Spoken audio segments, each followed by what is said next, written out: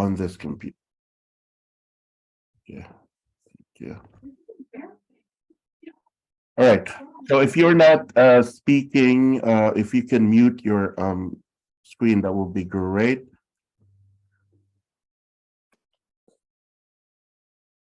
Oh, okay, Jean, I got your text. Thank you. All right.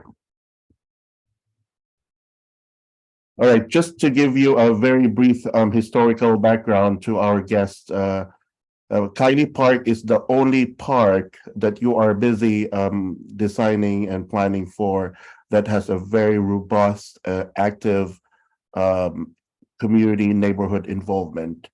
And so I'll give you a very brief history about that. But I just want you to know that it is an honor for us to be with you. And I hope this meeting, it will be very helpful to all of us as we move forward for creating our park.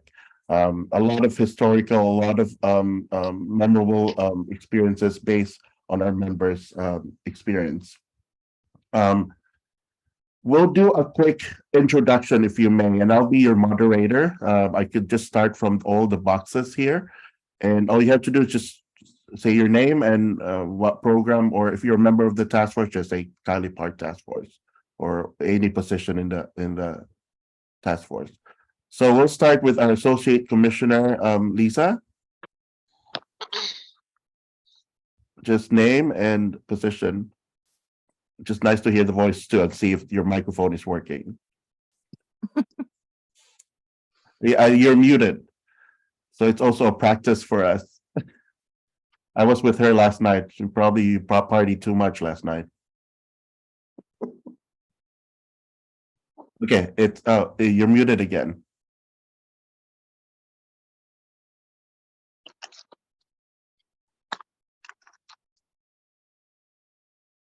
Well, I'll get back to you, Lisa. Kimberly. Hi, Kimberly Del Rey. I live up the street from Kiley. I've been on the task force since it started. Thank you. Jill? Unmute yourself, Jill. I know you have problems with your... I'm Jill from the task force. Thank you, Jill. You can mute back. Lisa Prack? Okay. Hi, my name is Lisa Prack. I'm part of the Kiley Task Force, and I'm also part of COCO's precinct captain of this ward. Thank you, Lisa. We'll start with the Copley Wolf admin people. There's 3 of you. Hey there, I'm Jen Martell from Copley Wolf. I'm the project manager for this project. Thank you. Andrew Arbon, I'm principal at Copley Wolf, and just thank you guys so much for having us. It's a privilege to be able to meet you guys and to work within your community. Hi, I'm Madison McGrath. I'm assisting on the project Copley Wolf. I love your microphone. It's so crystal clear. Oh, good. Right, that's right. Tashana? I'm Tashana, and I'm part of the Kiley Task Force. Welcome. Linda? Good afternoon, everyone. I'm Linda Laporto. I am with Left Field. We are the owner's representative, working with all the stakeholders on these wonderful parks and trying to arrange all these 6 parks. So this is a great meeting. Very much look forward to hearing what you guys think, and look forward to kickstarting this project. Thank you so much, Linda, and thank you for all the emails as well. I recognize your name. It's nice to see a face now. Riley? Of course, when I go to get a drink, thank you. David Riley Jr., go by Riley, member of the task force and also employee at LCTV here in Lynn. Mike Philbrick, and then Molly. Michael Philbrick, secretary for the Kiley Park Task Force. Molly Freeman Lind, member of the Kiley Park Task Force. John? Sure, Jean Fauna. I'm here on behalf of the mayor's office. I'm also a resident of Ward 3, and I've been going to Kiley Park since I was a kid, but the mayor's office hat for today. Thank you. George? George Passy. I live just around the corner from the park, and I'm on the task force. Thank you, George. Brian Castellanos. Hi, everybody. I'm Brian Castellanos. I'm a member of the Lynn School Committee, and also a member of the Kiley Task Force. And this is my childhood park. As Gene said, I got North Shore Little League photos still to this day. So that park it's a beautiful memory that I have as a child, and it's an honor to work with such dedicated public servants, especially this task force. I want to say thank you to everyone on this task force who've dedicated their time and remain committed to this process. We're very honored and blessed, Linda, to work with you as well on your team, and look forward to hearing from everybody this morning. Excuse me. Not yet. Thank you, Brian. Alicia. Hi, I'm Alicia, and I am co-chair of the task force. Thank you, Cheryl. Hi, I'm Cheryl Gay. I'm part of the task force. I'm a Ward 3 resident, and I work for the city of Lynn DPW. Thank you, Cheryl. Rochelle. Good afternoon. I'm Rochelle, Ward 3 resident and Kiley Park Task Force member. Thank you, Rochelle. Jay. Hi, I'm Jay Clayton. I'm on the task force. Thank you, Attorney Lamana. Jim Lamana, Assistant City Solicitor for the City of Lynn and a lifelong East Lynner. Good. Yay. Okay. No bias there. Louise. Oh, hi, I'm Liz. Can you guys hear me? Yep, that's it. You remember Heidi? Yes, Heidi McGuire, live near the park and a member of the task force. Thank you, Heidi. Tasha. Hello, Ward 3 resident and task force member, and camera off because I have a newborn. Congratulations. Tim. Hello, I'm Tim, task force member, Ward 3 resident. Sandy. Hi, I'm Sandy Anchowitz, Ward 3 resident, task force, and I work on Coco's team. Hi. Thank you. So thanks, everyone. Did I miss anybody? All right. Just FYI to our guests, English is not my main language. Sometimes I pronounce words that are out there. The task force knows me already, so they understand. So if it's not clear to me, please let me know. I will not get offended. Okay. Lisa, I'm introducing you since your microphone is not working. Lisa Nerick, we were partying last night for an event, and I didn't know that she was a good dancer. Okay, I'm making that up, but that's the price of not having a good microphone. All right, everyone.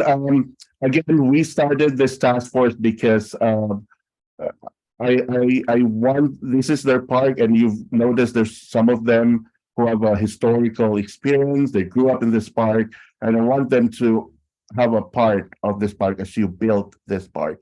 And also I'll simplify this. By exactly 1 o'clock, we're done. I want to respect your time. And this meeting is divided into 2 parts. One would be presentations by both groups. I know you guys did some presentation at City Hall. And so we want to see that because a lot of us missed that presentation. And after your presentation, we will also present to you a presentation of our own. It's a very brief presentation about what we did in the past 9 months we've been meeting. And then after that, let's do Q&A. And if there's things that we miss, we will discuss it after. Cool? All right. So I will give co-host assignment to Linda and to our Copley group and Lisa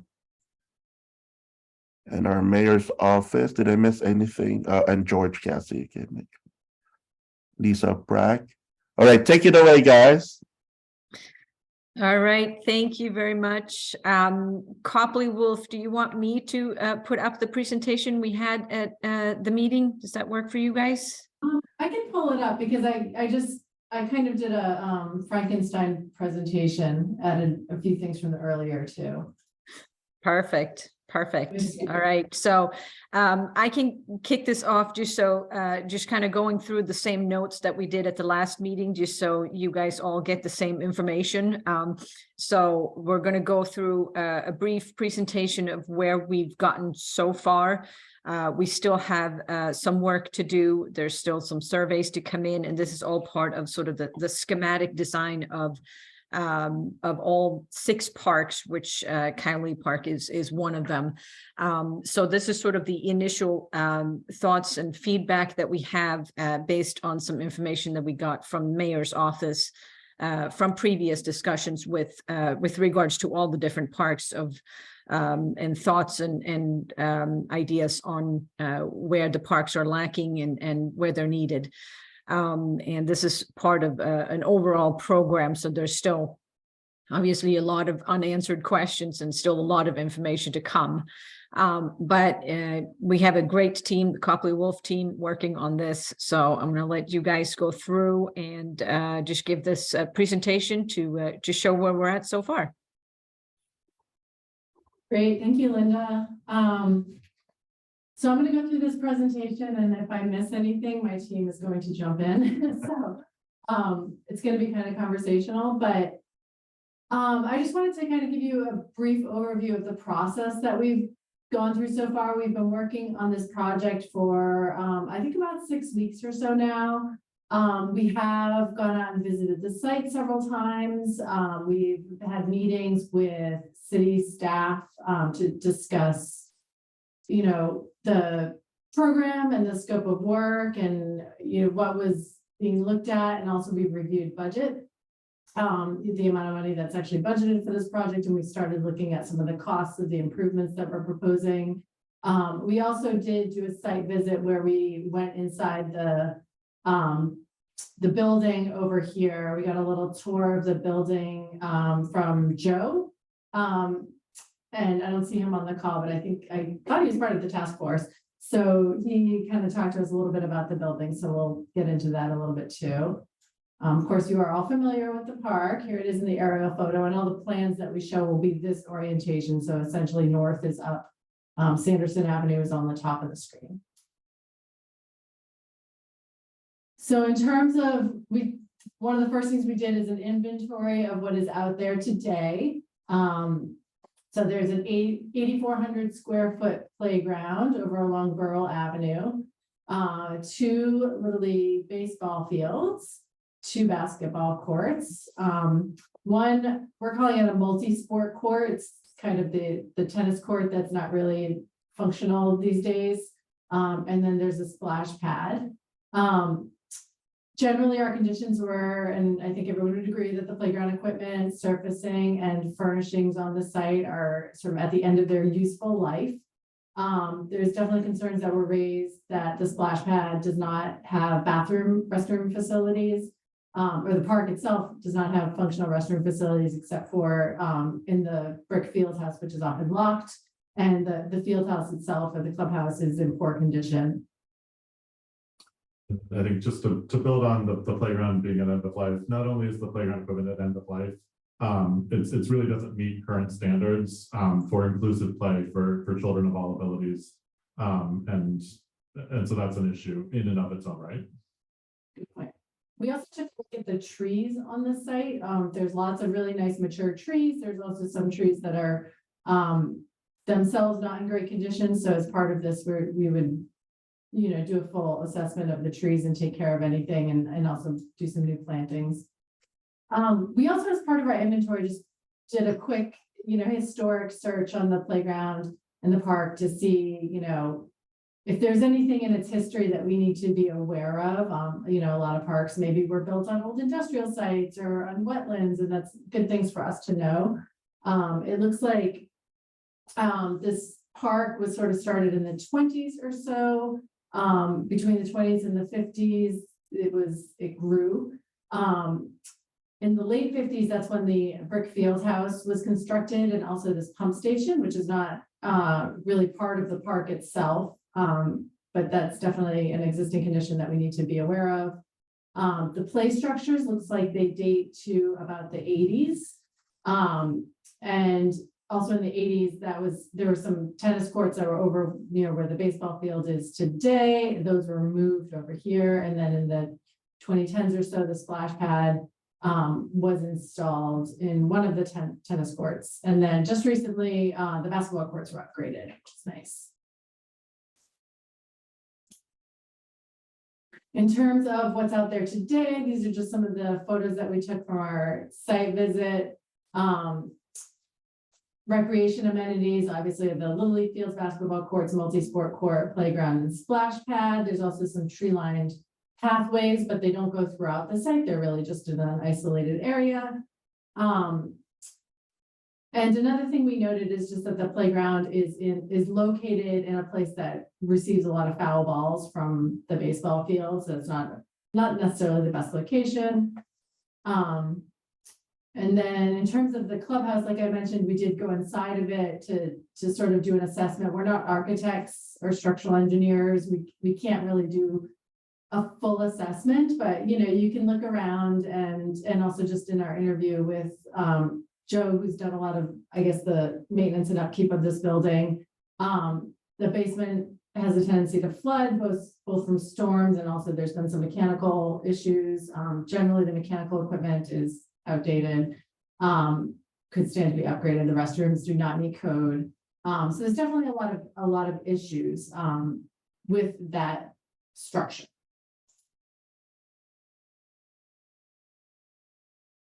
So this is our proposed plan that we've come up with after several meetings with city staff.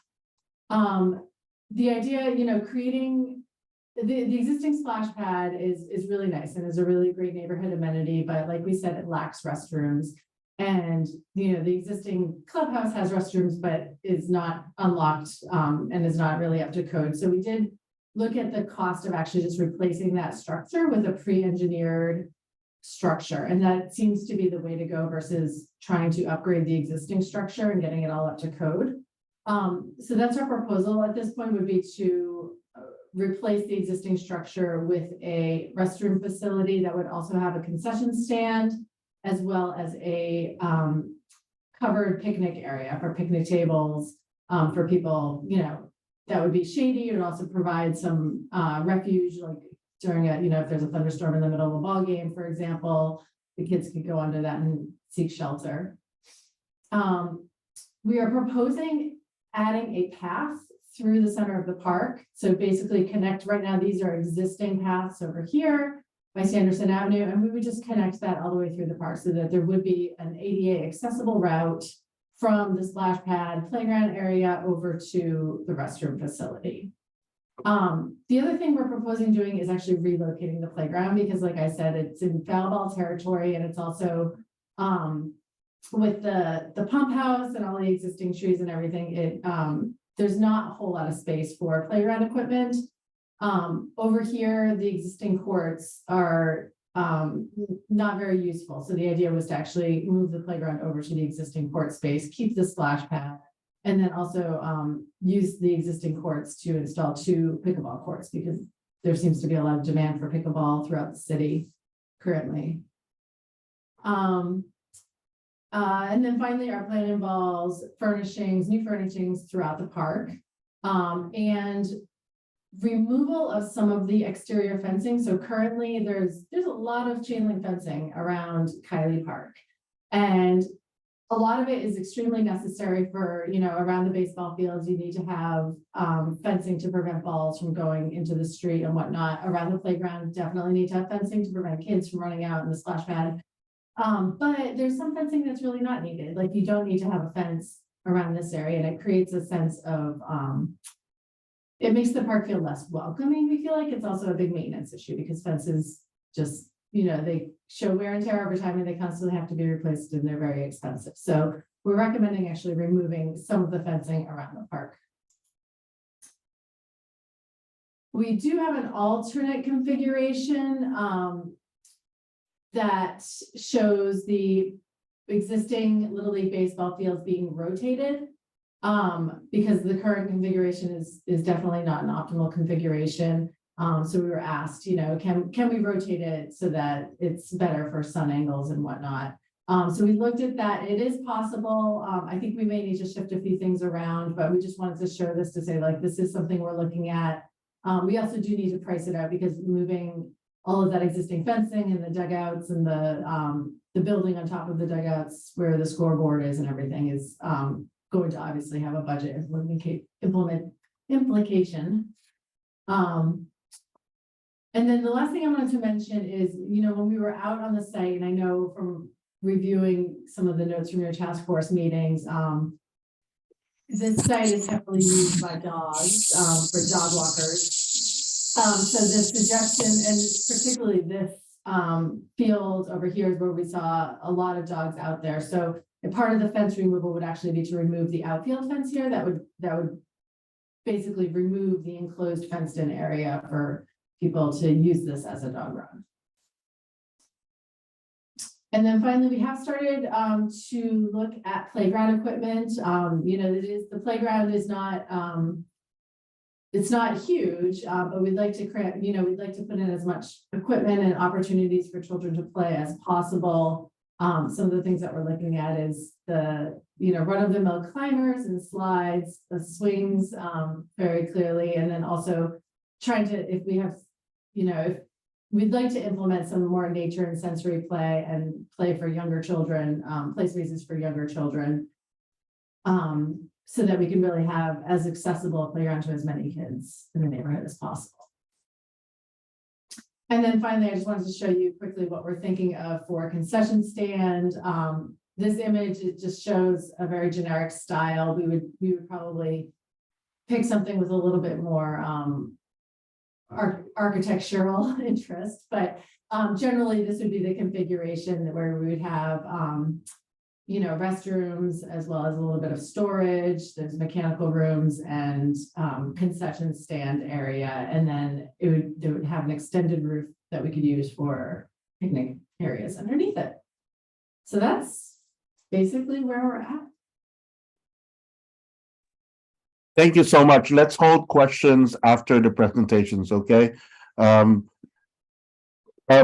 Thank you. I mean, you know, this is very helpful and you made it very easy for us. And, you know, our minutes from previous meetings was very helpful. So there's really minor adjustments because basically what we talked about in the past have already been presented to you. So I am going to do our presentation. This is a collection of all of what we talked about in the past months. A lot of this has already been addressed by you. So if you can get your notepads ready, if you may, that would be helpful as well. I will share my screen. Give me 1 second.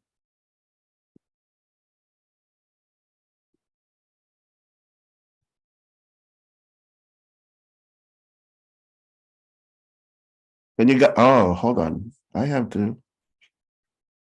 should be good at this now.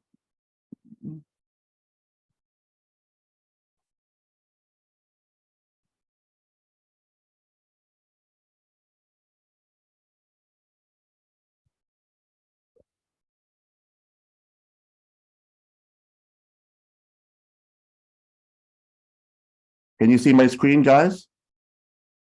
Yes. Good. All right. So just a brief timeline here.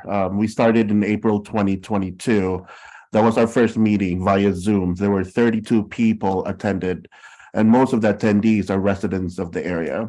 Our first in-person meeting, we had 28 people. We actually went to Kiley Park and we sat down, we talked, and you know, it's very helpful because there's a visual we could see some of the concerns and things that needs to be done there. So between July to December, we had monthly meetings, very religious with our meetings and very documented meetings. And I know were very helpful to us as well because the mayor's office, our city solicitor, our DPW associate commissioner, our dog officer, they attend our meetings here and there. So I know when you had your discussion, this is also based on their experience and all of the minutes submitted. In January to March 2023, this year, we had several person meetings and ocular inspections as well. And then these are our task force members. So I just would like to acknowledge them and thank them for being so active and helpful for our city. So, part of our brainstorming, can you just imagine how chaotic it is when we first started? There's a group of people who are anti-dogs or pro-dogs, people who are anti-kids. I don't want to say anti-kids, but hate the noise of the kids. There are people who has been neighbors for years, but that was the first time they've seen themselves in person. So our initial meeting is just all about talking about pros and cons. Eventually, I'm a believer of the saying that if you keep meeting and just talking, eventually you will meet halfway. So that's actually what happened here, and I could even foresee this group to continue and having like a neighborhood association once the park is built. So part of our brainstorming, and thanks to George, who is here as well, who actually moderated and have this sticky notepad exercise that was helpful, because we're everywhere. When we talk and we meet, our conversations are everywhere. So because of this activity, it funnel and it filter all of our conversation. And of course, Mike is there to always make sure that all of our minutes are documented. So I would like to request Lisa Pratt, our precinct captain for this area, to give us the current situation of the park. You mentioned this in your initial presentation as well. Lisa? Hi, how are you? Thank you, and thank you. That presentation was amazing, and it's like right on point with everything that the team is going, and you guys have taken amazing notes, and that was great. So the current situation, as you guys already know, since you already went out there and saw the park, I just want to let you know a little background that I've grown up in this neighborhood. My husband also grown up in this neighborhood. I was on Borough Ave. My husband was on Sanderson, and we bought a house on Seymour. So this park is really like a special place for us. We didn't meet each other during that park. We didn't meet later in life, but that's beside. But we are a Ward 3 Kiley Park kid. So you guys already noticed that the splash pad is the most popular in the summertime. The basketball court is definitely the most used of the park. The unused court that was a tennis court, it get used here and there, but we really don't see it. We see sometimes people play soccer, kids come and practice their hockeys and stuff, but not a lot. A little t-ball field. Of course, everyone was, with the dog park, they were using it as a dog park, and that's definitely something that we were hoping that you guys can figure out something for multi-use later. Not because t-ball and Little League is only seasonal. The pump station, it smells during the summer, and the playground being there is just not a good place to be at. And you mentioned the accessibility with the pathway and stuff and the curb and all that stuff. So that was a great thing that you plan on connecting the pathway from the splash pad all the way to the clubhouse, because moms with strollers or kids with wheelchairs and stuff. So that was great. And so that is our current state of the park right now. And I know that George will be coming on later to tell you what we propose. Thank you. And so every time we meet, these 6 themes always comes up: accessibility, safety, family, play, events, and green space. So I'm really, really happy that in your initial presentation you covered all of these. So I would like to call George to give us the proposed, what we propose for this park. George? Everybody. Yeah, so I'll just walk around clockwise. Let's see. Starting with the splash pad, basically keep that. So on your design is small, a little bit smaller. That would probably work too. But that's a great amenity to keep. And then extending, since we're also proposing moving the playground over and replacing the unused park or the unused courts there. We don't have pickleball court in our plan. I think there was some neighbors' concerns about whether or not that would be something that the neighborhood would want over there, but moving the playground next to the splash pad, same idea. And then at that entrance, adding a lot more tables under the trees and shade, and maybe extending the splash pad a little bit to add a cooling station, perhaps. Some of these things are up in the air. And you can see also we were proposing taking out the fences internally, and perhaps even just getting rid of the assigned nature of the t-ball or softball field. So it's just an open field. We had talked about also extending the paths. So it's great to see you had that. But perhaps also making more loops, because there was a lot of discussion about adult exercise as well. So having a walkable path with mile markers or something like that, and perhaps exercise stations came up a lot.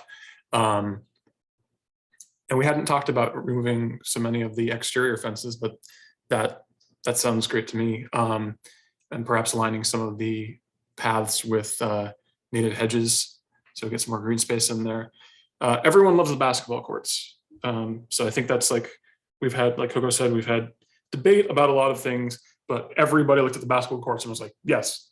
The biggest thing is getting the fences around them built up so that the balls don't go in the street and on the playground and stuff like that. ADA accessible paths, and making sure that all of the entrances are ADA accessible. And I know our the boundaries for the project don't necessarily go to the sidewalks and streets, but we have to make sure that people can get to the ADA accessible gates as well. So that's a consideration. Let's see. And then for the clubhouse, we haven't talked too much about the interiors, but we have a lot of ideas for like amenities, low maintenance amenities like lost and found and bulletin boards and planning and stuff like that. And those could all be kind of centralized at the clubhouse perhaps. And then I think the biggest place our plan deviates is opening the former playground into sort of a plaza, extending that idea that you had of the picnic tables under an overhang, adding more picnic tables and making a sort of a community space, maybe with some bleachers, a place to congregate, maybe some more adult exercise areas, and perhaps some bleachers that could have about the Little League field, which would also be a nice place for teens. And then around the pump station, like Lisa was saying, there's it's smelly a lot of the time. It's also paved in and fenced in. We thought that might be a good place to add some more green space, since it would look nicer and it would probably help absorb some of the smells. And then basically keeping the basketball court, but opening up the outfield so that it's connected and not fenced in. So that is the gist of it. I was really excited to see that our plans were very, very similar. Moving the playground being the big one, opening up the fields, opening up the fences, keeping the trees, keeping the green space, expanding it, renovating the clubhouse. So thank you. That is the gist of it. Thank you, George. Again, that is in a nutshell. After hours of conversations and meetings, majority of us came up with this presentation. Hold on, Lisa, go ahead. I just want to also mention that a lot of our conversation also mentioned about lighting and security, because there's a lot of sketchy things that happen with the industrial area side of it, like Sanderson Ave side. So that was a lot of our main concern is lighting and security and just making it more welcome. Thank you. Thank you, Lisa. All right. So in summary, we to summarize the whole thing, move the playground. We talked about moving this because also of the reason that the splash pad is located. So a lot of kids will not go from one end to the other. It's all centralized in that area of the park. Create the plaza, open the fields, extend the paths, add green space, and no pickleball. And the reason why we all were unanimous with this, because there's already a huge pickleball court in our ward, and there's only a certain group of people who uses that area, and we don't feel like it's needed in this area of our ward. And for the ARPA funding, now this is me talking as the city councilor, and I just added this slide today, and we approved 18.2 million for the parks, and I just realized that it's 16 million. The 18 million added because of that other part facing behind Walmart. But when we voted on it, I got the impression, I'm doing the I statement here, that it would be evenly distributed to all parks. But I added that statement said that we're flexible, we're understanding. This group is understanding. We recognize that there are parks in our city that needed more attention than our park, and we're okay with not getting the full amount that we are supposed to have. But I also want you to know that not to be greedy with us and not to shortchange us with all the needs, because this is once in a lifetime opportunity. I maybe not in my next lifetime would see another opportunity for this park to be developed. So that's why it's really important for us neighbors here to be part of that conversation, because at the end of the day, you guys will come in and you guys will leave us. We will still be here. This will still be our park, and it's really important for us to take claim and say, like, I'm part of this process. I'm part of the creation of that park. So I would like to thank everyone, the volunteers, all the sleepless nights, healthy debates, and establishing friendship. As what I mentioned, I could foresee a neighborhood association creating after this park is constructed, because we need to maintain this park. We have no budget for whatever needs to be maintained in that park. I could foresee a Goldfish Pond Association group here, that it's the neighbors who maintain that area of our ward, and I could see that will happen in Kiley Park as well. So now let's open it up for Q&A. Anything that before Q&A, anything that I missed, especially some of the co-chairs. Alicia, I saw you raise your hand, or you're doing a Q&A. I'm ready for a question. Sorry, you didn't miss anything. Oh, thank you. So, any last words before we'll do Q&A? Okay, because again, like what I mentioned, although this is the general consensus of the group, we're still in that area of, there's still that gray 10% area that some people are really advocating for specific things. So you don't have to follow, or you don't have to put that in the general design, but it's really important for you to listen and to hear what people has to say. So I rather want to have an order with this discussion. I want you to click the raise hand button so I could call you in the order of I'm seeing it. Okay, Alicia, you first. This is more just for the playground equipment. I guess my question is, how do you guys decide what you're going to pick? I just know with the current playground equipment that's there now, many years ago, because I'm 36, my cousin was there, and they actually went around to different playgrounds and picked out what they think, because our kids are all so different. I saw some of the ideas. I wonder how accessible those are. Just in I know the climbing, and I know, I've seen other parks, we've talked about it. I'm sure it's in our post-it notes about, the making sure the wheelchairs can have a swing or something like that. I just more so was wondering how you guys would pick the playground equipment, or if there would be any studies on having our kids or anyone else come and determine that.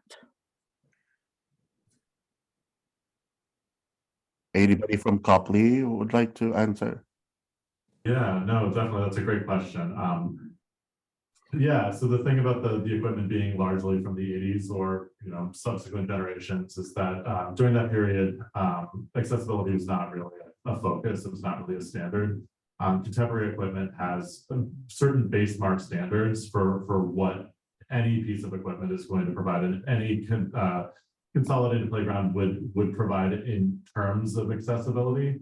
Our goal would be to work with a vendor or a series of vendors to not just sort of meet the accessibility standard, but to exceed it. We're currently working on a universal accessible playground in Medford that really focuses on trying to create common play experiences for many different types of children of various physical and cognitive disabilities across the range. So that means creating places for creative play, for kids with autism to sort of have a spot where they can feel safe and enclosed and sort of pull off of the kind of craziness of the main action.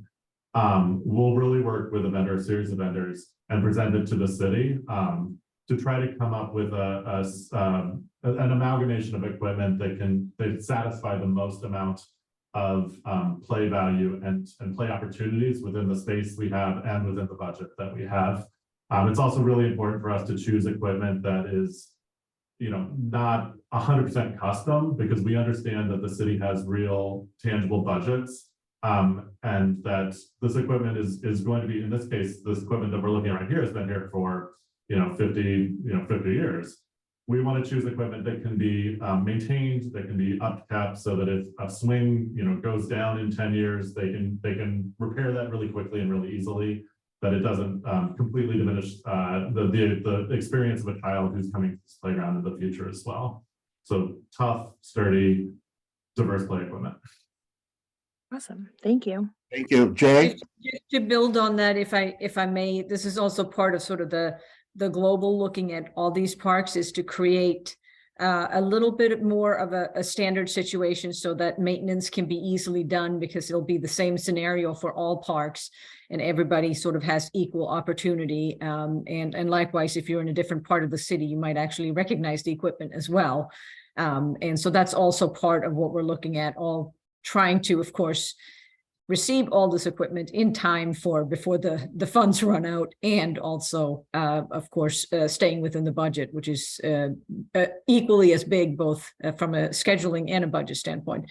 But it is a big part of all of these discussions. I'm really glad you mentioned maintenance, Linda, because that is, we always talk about it. Like, we can build a 5-star park, right? But we don't have that money to maintain a 5-star park.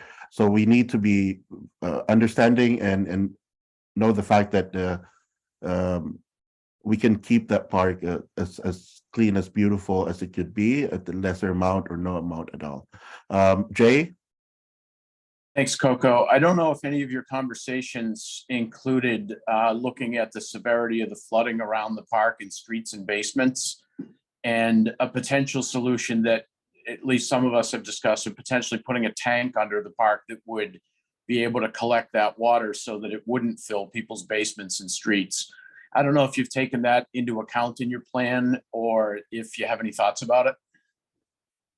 I think we definitely got the feedback that flooding is an issue specifically related to the field house building that's there. So we've definitely heard that. I would say the plan right now doesn't preclude future improvements. You can kind of imagine where they would go under the fields. But at this current moment, just with the budget that we have, large scale infrastructure like that, just it wouldn't fit in the budget and allow for the sort of surface level improvements that I think that the community is looking for at the moment. So that's good, because that's good that you're aware of the flooding situation, because there is flooding situation, not only in that part of the park, but also on the other side where Jay lives. So that's why Jay was very active in this task force and very advocating for this issue since day one. And is this the right amount for it? No, but I know that conversation should start somewhere. Yeah, we work on a lot of projects that do have those large scale infrastructure tanks. There's nothing really in the center of the project that is precluding it coming in the future. They're definitely, like, we're not providing footings or trees within that zone. That's going to stop that if that becomes a higher priority with an assigned budget in the future. Right. Thank you, George. Hey, I just wanted to ask that when what fill the green space with is being considered, we try to favor plants that would be native and support the urban wildlife that we have. So things to support pollinators or food sources, but also a lot of those happen to also be low maintenance landscaping plants, kind of, coneflower and black-eyed Susan and stuff like that. So just something to keep in mind as we're picking out what plants and hedges and stuff to put around the park. Let's see if we can kind of double dip, get some low maintenance plants that also help support the wildlife around here. That was all. Thanks. Yes. That question up with a question. So, I mean, my response would be yes. Like we internally as a company have native plant requirements. So we make sure that most of our projects are native or native adapted plants, and we have percentages that we try to reach and everything. So definitely we're on board with that. I think in terms of things like, perennial flower beds and stuff like that, that sounds like something that would not be maintained by the city. And I'm just wondering if there is any like local, I know a lot of parks have like friends groups that will come out and do, seasonal maintenance on planting beds and stuff that will really help us decide whether we can include some nice perennial flower beds or whether we're just sticking with, trees and grass. And that's the reason why I mentioned a possible neighborhood association, because that would be that will replicate what Goldfish Pond Association is doing, that the neighbors are actually the one planting flowers. We do have private companies in our ward, which is like across the street from the park, who maintains flowers that I have conversation early on that they would love to do and actively involve with the park by either donating flowers or maintaining some parts of it. So yes, there's a possibility of doing that. We're the landscape architects for Assembly Row, and Leahy across the street are the landscape contractors. So I would hit that up hard. Yes. Definitely tap into that resource. Right. And they know about this project. They're excited about this. They want to actively involve in the future. Heidi? Yeah. Oh. A couple of things. Is there anything that can be done now that could help with the flooding down the road, even a little bit of the budget? I'm just trying to sort of think ahead, or either to not make it worse or anything like that.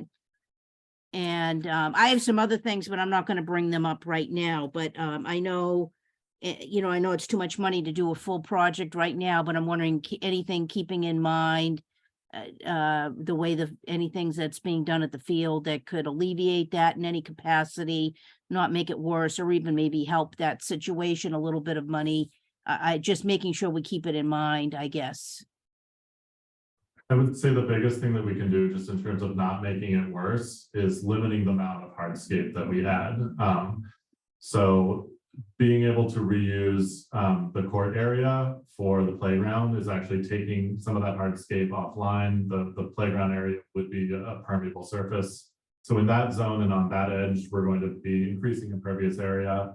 It's something that when we look at the plaza idea, that will be very much front of mind, because if we were to expand sort of that large extent and make it impermeable, or even make it pervious pavers, those pervious pavers still fill up with silt over a period of time.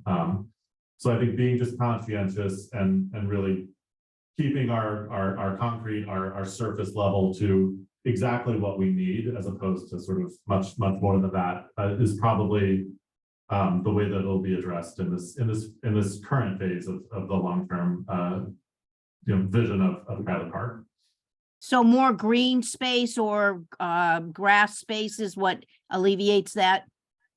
So it allows on-site infiltration, as opposed to sort of shoving it off into the street, shoving it off into the storm systems that do get overwhelmed. I think as we introduce more trees too, those have the ability to really sort of start to suck it up and suck up the water itself. That said, I don't want to overpromise. Like these are not measures that are going to, make a significant difference. I would say it's just keeping it from making anything worse than what our baseline standard is. Okay, great. Thanks. Thank you, Heidi. What I really like in the presentation is the words that giving this park the open space concept, because that's what we hear all the time. This park is like nobody will go there. It's like a prison. So you guys mentioned that opening some of the areas to open up and be inviting to all. Lisa? I just wanna like point out that with you guys' ideas with like when you're picking out the playgrounds or to include like toddlers, age kid and middle school kids, because the middle school is like 2 streets down. They come, they hang out all the time. There's a lot of graffitis going on. So I'm not sure if you guys can include something artsy or something like that that can make them like, you know, drawing space. I'm not really sure, but I just want something to include all the ages, the appropriate ages for all the kids, because the older kids is taking majority of, you know, the area. So the little kids can't go over there because they're scared. But, you know, since they don't have anything that they do or at the current state right now, they're graffitiing, they're, you know, and I know that's something you can't stop. Kids will be kids, but just an idea. Thank you. Thank you, Lisa. I'm glad you mentioned that because I would like to encourage you guys to expand your research, because there are schools that surrounds this park. There's a middle school which is a block away, and this is the only park that they go to have their activities. So something that can incorporate that as well. Alicia. Sorry, I don't have a question. I was just expanding off what Lisa was saying. We met with someone who like, I forget her name. That's sorry. Who talked about the way that the kids maybe won't be able to like, or they won't want to graffiti this is when they feel like they are part of the park. And I thought that like really rang true with me. I think that is absolutely correct that they will, if they feel like they're part of something, they won't be as likely to ruin it because they take pride in it. And I would just like to expand that, and hopefully, you know, because it is our only park around here. We don't really have, we have Clark Park, but that's kind of far. But yeah, I don't know. I was just saying based on what she said, that is a lot of what happens. So I actually heard that when we had that conversation in our previous meetings. You're right. Rochelle? I noticed not in the presenter's slide, but in Kiley Park's slide, that we had expanded the walkway from not just the splash pad to the clubhouse, but it looked like that there were some outer perimeter walkways too. And I'm hoping that the design folks will, I don't know, I imagine that there's costs associated with that, but to kind of go back and look at what we've kind of put out there and see if there is a way to include those or expand on those walkways. So right now there's just point A to B, but I'd like to see more walkways. And now long-term maintenance for that, I'm thinking about those paths there. I don't know who's responsible for, let's say in the winter time, making sure that, you know, do those walkways have to be walkable? Do we have any kind of commitment that we have to fulfill by having those spaces there? But taking down those fences and allowing and expanding on those walkways, not just diagonally across, but maybe even around the park wherever we could. I think that would really be, I think that'd be nice to have. That's great feedback, and I think as we push and pull those fields as required, I think we will definitely look at seeing if we can get those in there, because I think it does make a lot of sense and it has real benefit to the project as well, as much as we spatially can get it in there. And to the comments about middle school play, we fully understand that. Between Jen and I, we have 3 middle schoolers at the moment, so kind of understand the challenges of choosing something that will appeal to a demographic that is surly at best at times. Thank you. Basically, 70 to 80% of what we're talking about here, we're already in the same field. So the other 20% is just conversations and inputs and feedback. So Heidi? Wanted to expand a little bit on, we were supposed to have some of the kids give some input about some of the playground equipment and so forth. Also wondering, as far as graffiti is concerned, if some sort of a temporary graffiti thing could be made, if people want to make graffiti and you can just wash it off. And then when I went to the other meeting on all the fields, what McManus Field, talk about netting to separate fields. I don't know if that would help with any of these foul ball situations or anything that may happen if you want to play other sports on the field as well, besides just the baseball. So. Thank you, Heidi. Linda and the Copley group, just FYI, I'm so proud of this group. They actually went to different parks in different cities to check their parks, to take a list of possible playgrounds that could be used at Kiley. So it's a really important, if maybe I could send some of the photos they send you just for your when you analyze things moving forward. That would be helpful. But like what I said, 70 to 80% already what you presented has been what we talked about here most of the time. Any other last questions? I'm loving this that you're following the time. We have 3 minutes to go. Any closing remarks from our guests here?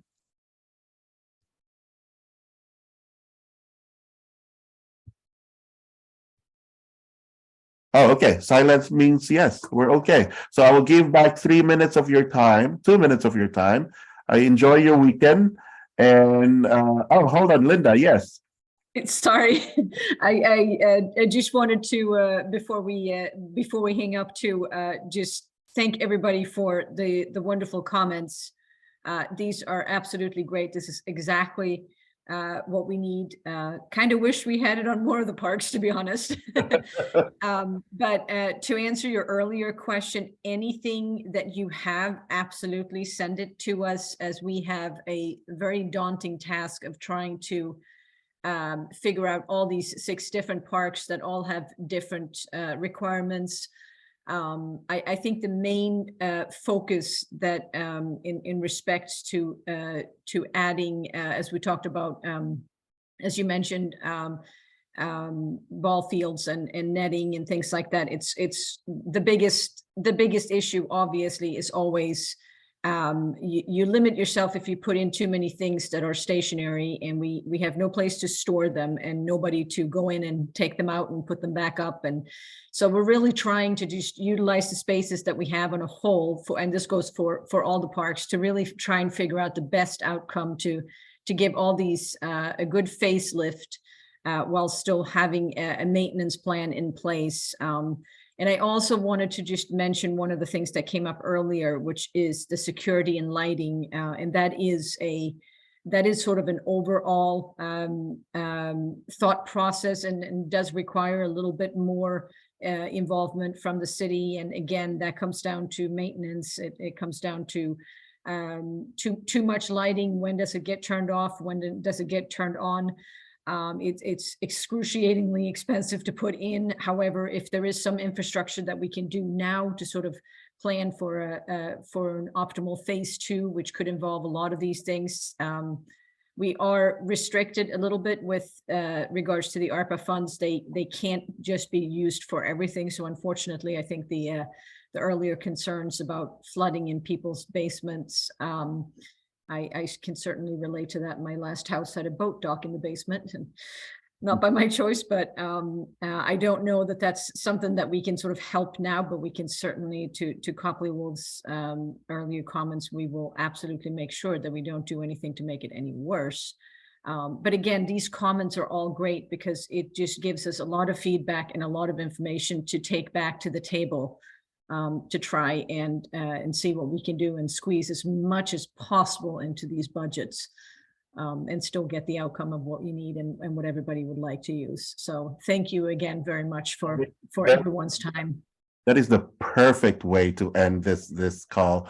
Linda and the Copley Wolf Group, thank you so much on behalf of us here in Ward 3. Heidi, I will email me your question. I will forward it to them as promised. You guys, that we will end this call at exactly 1 o'clock. It's 1:01 now. Enjoy your weekend, everyone. Take care. Good weekend. Thank you.